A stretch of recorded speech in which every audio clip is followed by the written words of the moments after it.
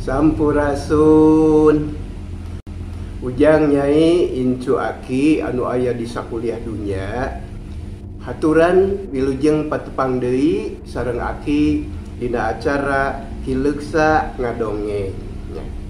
Danget ieu Aki bade neraskeun hanca anu katunda nyaeta harita teh Kangjeng Raja nuju gunem catur sareng putrana nyawalakeun perkara sayembara teh ya.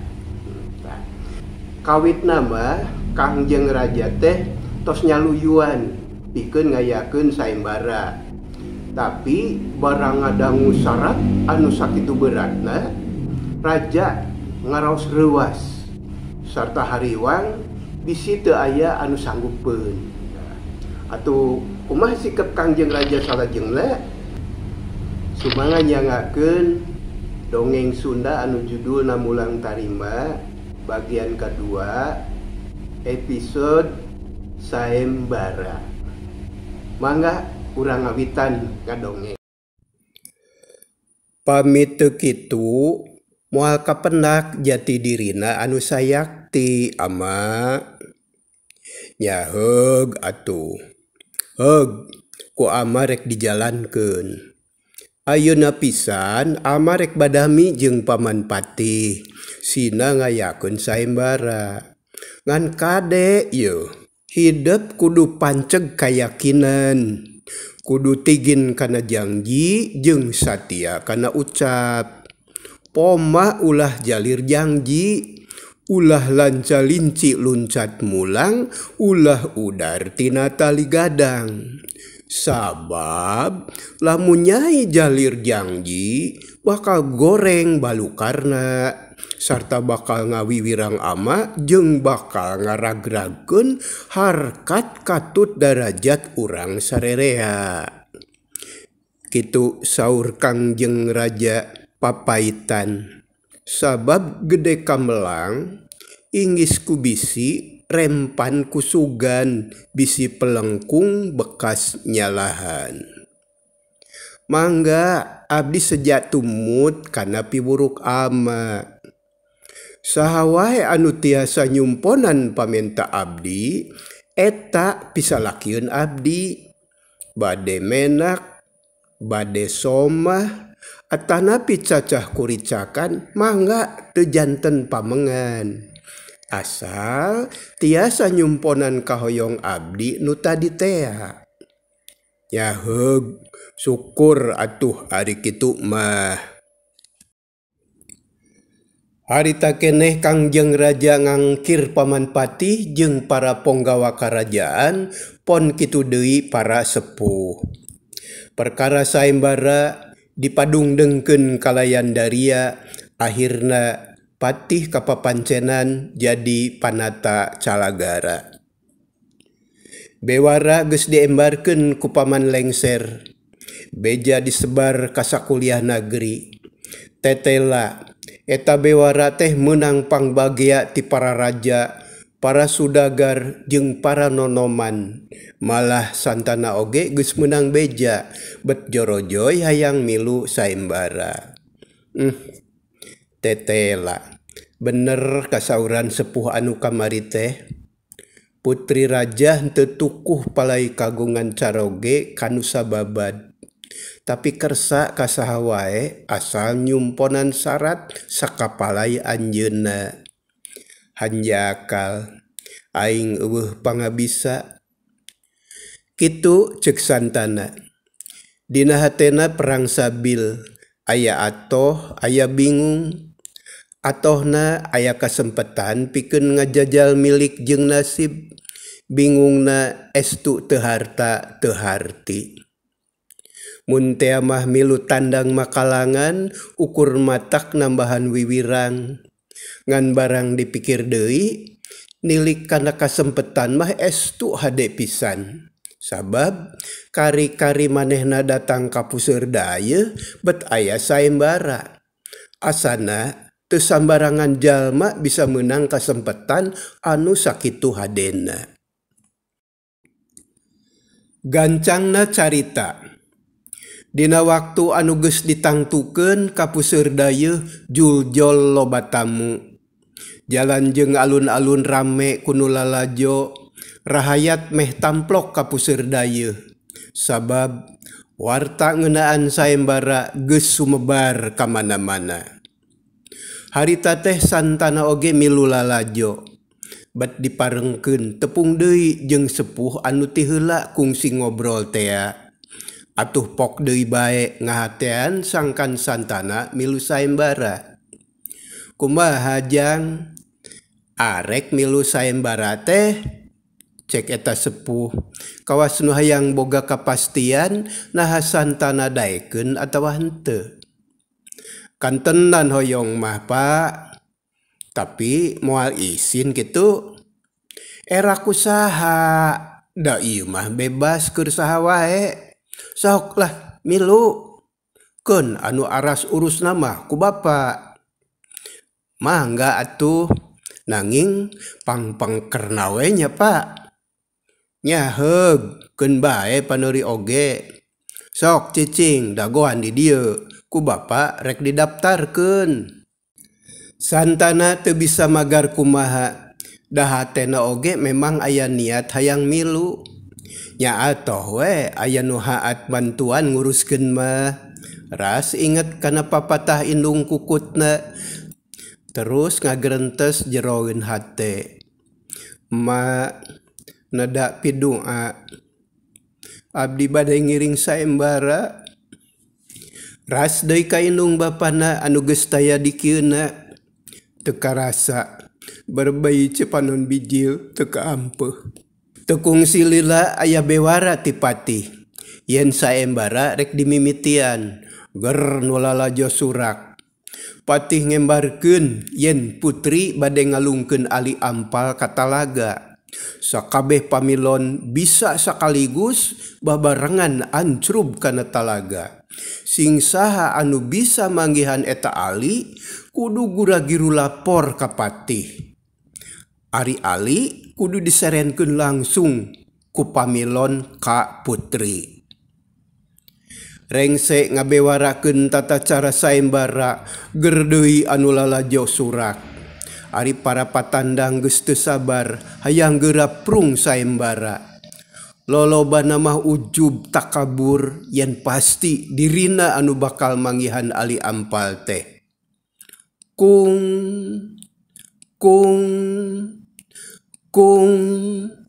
sora bende ditakol 3 kali. Tanggara yen saembara geus dimimitian. Biribit para patandang lumpat muru talaga anu teu jauh ti karaton. Santana oge lumpat pang paneurina ditalingakeun ku sepuh nu tadi tea. Brus puluhan patandang ancrub kana talaga. Lep tareulem burial cai talaga kawas anu ngagolak. Sakedeung oge geus kiruh lantaran diubek ku puluhan jalma. Ngan santana nu can turun teh kalah ngajentul sisi talaga panon melong kana cai pikiranana kalah ngolembar teu panceg. Dina waktu anu sarua putri calik gedengeun Kangjeng Raja nungguan pamilon saembara anu keur ngubek talaga. Nu lalajo surak ayeuh-ayeuhan para raja nu keur saembara katara bangun gugup pada sieun kapiheulaan nu baroga kasaktian nembongkeun pangabisanna tapi ali ampal can kapanggih. Jang nah kalah ngahuleng. Hayo geura turun. Kumaha mun kapiheulaan batur? Cek eta sepuh ngageuing santana. Lantaran kalah lalajo lain gura-giru ancrub. Santana ngareret nyeh seuri. Muhun susuganan we nya Pak. Nya heueuh da sarerea oge susuganan. Sok buru turun. Dan naon oge kudu diikhtiaran atuh. Cai talaga beuki kiruh. Tapi can aya nu bisa manggihan ali ampal. Di antara para pamilon geus aya anu hanjat bari ngahod-hod tiriseun. Biwirna geuneuk sarta gadona noroktok. Ari Santana mah kakararek ancrub kitu ge bangun hoream. Ma abdi doakeun. Cek Santana nyambat indungna brus kana cai rek teuleum asa-asa tapi akhirna mah lep ka dasar talaga.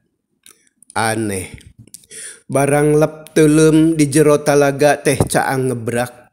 Santana heraneun. Red ka kenca, red ka katuhu kawas aya nu diteangan. Samemeh sadar kana kaayaan. Torojol aya buhaya sadua-dua. Gebeg Santana ngarenyag. Tapi samemeh mundur buhaya geus aya manten hareupeun. Eta deui anehna teh buhaya bet bisa ngomong. Raden Santana, ulah sieun. Ieu kaula ti nagara dasar Kalawu. Kaula sejangan nuhunkeun kana kasayan Raden anu parantos nulungan pun anak. Tah ayeuna giliran kaula mantuan kasusah Raden. Ieu ali ampal anu pada milarian teh geus kacangking mangga nyanggakeun. Santana can kaburu nganuhunkeun. Barang ali ampal geus kacekel buhaya teh ngiles teuing ka manalosna. Reup poek atuh gancang Santana mucunghul kaluhur kaluar tina beungeut cai. Mani ngarong heap bakat ku cape awakna baseuh rancucut. Tekung silila Santana sadar. Red kana leungeun katuhu anu ngepeul ali ampal bet asa ngimpi. Teu pati percaya kana kajadian bieu. Tapi da sidik ali ampal teh dikepeul ku manehna atuh gero ngagorowok. Pak! Bapak! Bapak! Santana gera-gero kasepuh anu satia nungguan di sisi talaga. Breh katinggal keur nangtung deukeut tangkal hanjuang sisi talaga. Nyeh seuri terus gugupai. Santana guragiru hanjat sarta nyampeurkeun ka eta sepuh. Pok ngomong bangun gumbira. Bapak, ali ampal teh kapendak ku abdi yeuh. Terus ditemongkeun. Ulah geruh. Kade sing waspada. Ieu teh keur papinter-pinter ngadu ka sakten. Hayu urang lapor ka Gusti Patih. Cek eta sepuh bari nuyun Santana. Satengah digusur dibawa ngadeuheus ka Patih. Eta sepuh kacida melangeunana ka Santana. Bisi aya anu ngalicikan atawa aya anu nyilakakeun maklum keur saembara. Baranggok Patih mariksa ka Santana. Kumaha saurna.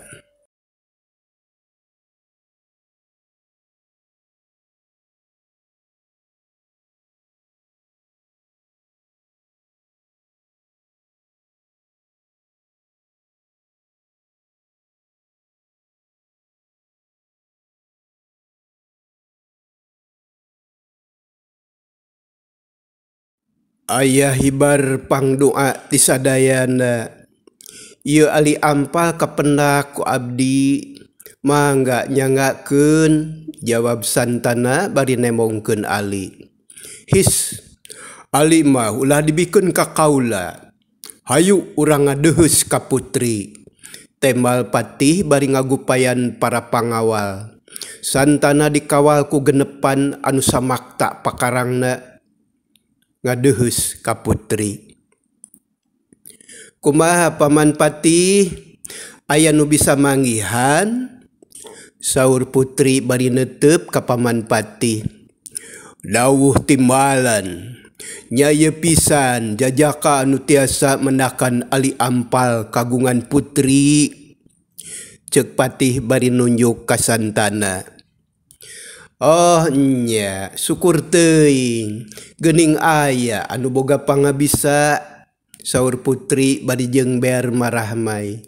Katara bingaheun pisan pok nanya ka Santana. Satria, saha ngaran anjeun? Wasta pun santana kaula nun Gusti, temal santana bari nyembah ngan leungeun anu katuhu ngeupel. Oh santana, syukur kapanggih ku anjeun. Cing sok eta ali asupkeun kana ramo kaula. Saur putri bari nyodorkeun pandangan. Teu asa-asa blus ali teh ku santana diterapkeun, meujeuna pisan da memang jodona. Bagja anjeun geus hasil menangkeun sayembara anu kahiji. Anjeun boga hak pikeun milu kanu kadua. Saur putri tatag jeung Daria. Sakapeung neuteub ka santana anu katara semu gugup. Hatur nuhun kaula nun Gusti. Geus kitu mah kupatih dibewarakeun. Yen tahapan kahiji geus lekasan sabab ali ampal geus beunang ku santana. Para raja pamilon sayembara loba anu kuciwa. Panona ting darelek ka santana, tapi ku santana teu dipirosea. Ngan sepuh nu tadi tea ngaping kalayan ati-ati bisi aya kajadian anu teu dipiharep. Taksiran eta sepuh bener. Para raja, para satria jeung para sudagar nu eleh ngadesek ka raja sangkan maranehna dibere deui kasempetan pikeun milu kana sayembara anu kadua jeung katilu. Alesanana sanajan santana ayeuna bisa manggihan ali, cantang tu bisa ngajalankeun anu kadua jeung katilu. Sedengkeun para raja loba anu sanggup dumeh baroga elmu kasakten. Lamun eta pamenta teu ditedunan, santana rek pada mergasa. Puguh bae Kangjeng Raja teh hareudang. Gancang badami jeung putri katut para sesepuh karaton. Kacindekanana sarerea dibere kasempetan pikeun milu kana tahapan kadua jeung katilu. Geus diamarkeun kitu mah para raja teh jempe. Terus reureuh heula sarta tatan-tatan pikeun milu sayembara tahap kadua.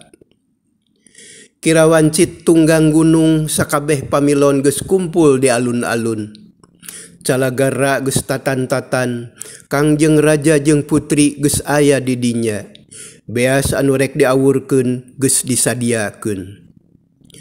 Samemeh reup-sareupna patih ngembarkeun tata cara sayembara anu kadua. Ceuk patih, para pamilon dikudukeun mulungan beas anu rek diawurkeun samemeh sareupna. Kalayan rek dibere karung hiji sewang. Lamun isuk-isuk bareng jeung meletekna srangenge meunang sakarung, eta dianggap jadi pinunjul. Lamun teu pinuh sakarung, hartina eleh. Ger para pamilon surak. Geus kitu patih marentahkeun ka para perjurit pikeun ngajaga alun-alun di pager bitis kalayan samakta pakarangna. Mun aya pamilon anu licik diancam rek digantung di tengah alun-alun. Samemeh sareupna beas diawurkeun ku calagara. Beas anu diawurkeun aya kana 10 karungna. Tapi kulantaran diawurkeunana ipis sarta di alun-alun anu kandel ku jukut, atuh beas teh teu kaciri. Mangkaning mulunganana kudu peuting, ulah aya nu mantuan jeung teu meunang mawa damar. Sakabeh pamilon sayembara dibahanan karung hiji sewang anu kudu dieusian ku beas meunang mulungan tea. Reup sareupna kung kung kung bende ditakol 3 kali tanggara yen sayembara geus dimimitian. Celeng celeng para raja, para sudagar jeung para pamilon sejena jelung jeleng ka alun-alun terus tingkaroreh kana jukut mulungan beas. Kawas anu kahiji santana kalah colohok. Daeta kasima ku batur anu jelung-jeleng bangun hampang. Nemongkeun yen baroga ajian. Ari santana sawajarna bae ukur ngandalkeun kahayang.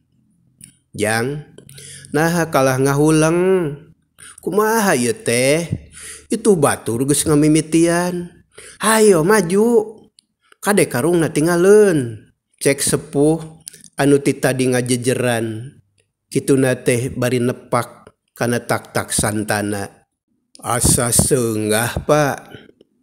Mulungan beas sasiki-sasiki. Nyapoek, nyatu kaciri, jababala ku jukut deui. Dah, boro-boro sakarung. Neangan beasa siki oge geus kasawang piheseunana. Temal santana kalah lalajo batur anu geus nyorok cok mulungan. Ih, ujang mah bet kawas bolon atuh. Keun bae ulah dipikiran teuing. Ikhtiar we sing suhud. Nam geura tandang. Kagok geus aya di satengahing perjalanan. Asana teh lebar. Apaan anu kahiji mah geus beunang ku ujang. Cek eta sepuh bangun geregeteun dumeh santana teu pati suhud. Muhun doakeun atunya pak. Santana cengkat memeh ngalengkah kuliat heula. Red ka panggung katara putri jeung raja calik pagedeng-gedeng. Ulah wakara treret ka putri. Kege geus beunang mah moal keur saha deui. Nam geura makalangan. Mangga pak. Santana ngalengkah asup ka pakalangan. Ger nu lalajo surak. Mana horeng ti tadi teh. Narungguan santana da geus nyarahoeun yen santana teh jaja ka desa anu pantes pikeun makalangan. Samemeh santana nincak pakalangan.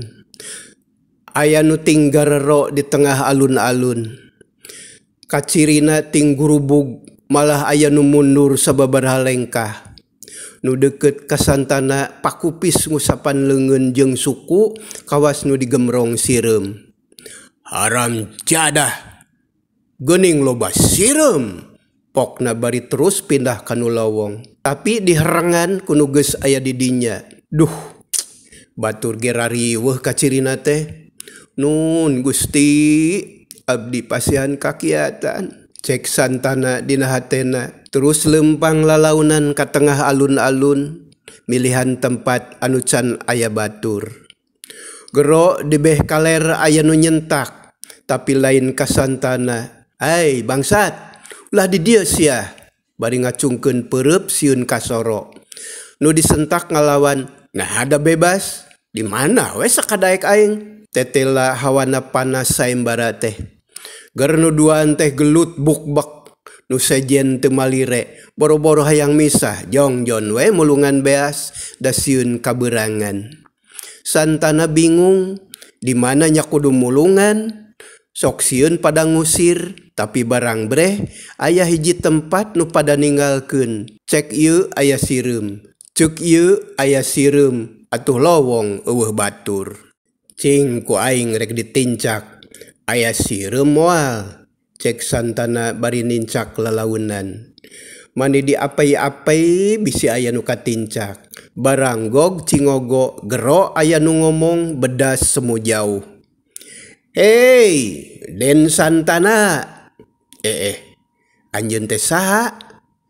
Geuning apal kangaran kami? Rek naon barina ge gera-gero ka kami? Cek santana kalah colohok. Karung dikekeuweuk tapi can diasupan beas sasiki-siki acan. Pok nu tadi ngomong teh nembalan. Den Santana, ulah kaget jeung ulah sieun. Ieu kaula raja sireum ti Tegal si awat-awat. Pamohalan lah. Maknya make aya raja sireum sagala. Sok teu percayaan arina naon teh. Kaula teh menang laporan ti rahayat sireum magarkeun Raden geus nulungan ka sakabeh rakyat kaula anu keur usaha. Ku ayana pitulung Raden, rahayat kaula salamet teu katarajang kalaparan. Tah ayeuna kaula jeung sakumna rahayat geus aya di dieu sejaman tuan karaden pikeun mulungan beas. Hah? Santana kalah calangap. Ulah loba mikir. Sungut karung geura bukakeun. Kurahayat kaula rek dieusian. Boro-boro sakarung najan 5 karung ge sanggup pinuh samemeh brai beurang. Santana kerung ras inget basa di talaga manehna kadatangan Raja Buhaya. Sarua inget ka manehna pedah kungsi nulungan anak buhaya. Ayeuna sirem deui daratang rek mantuan. Mimitina mah cangcaya bisi ngimpi tapi nu kahiji jadi bukti ka manehna aya anu haat nulungan. Nyaheug atuh nuhun cek Santana. Akhirna mah sadar harita keneh meberkeun sungut karung diadekeun kana taneuh. Burudul beas nyalampurkeun digotongan ku sireum mangrebu-rebu. Sireumna mah teu kaciri da leutik, nu kaciri teh beas we dumeh barodas.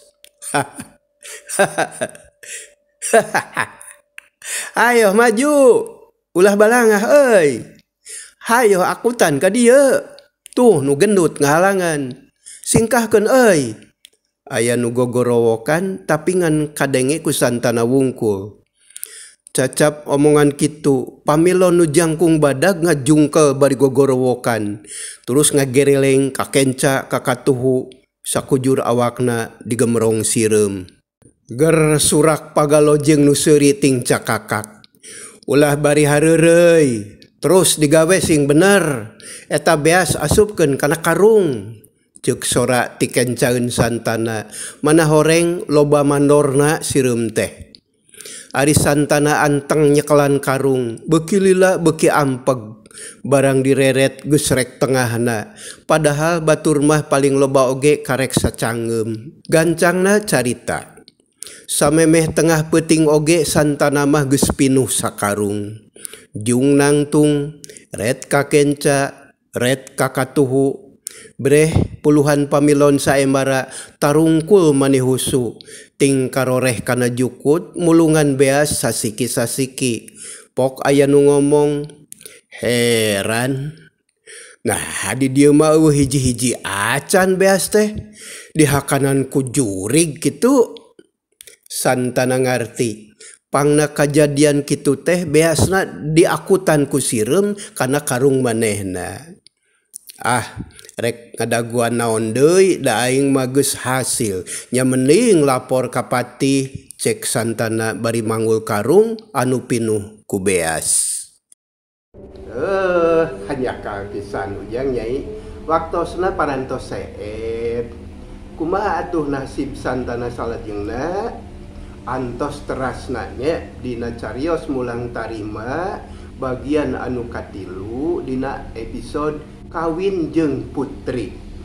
Sakitu heula nya cak permios.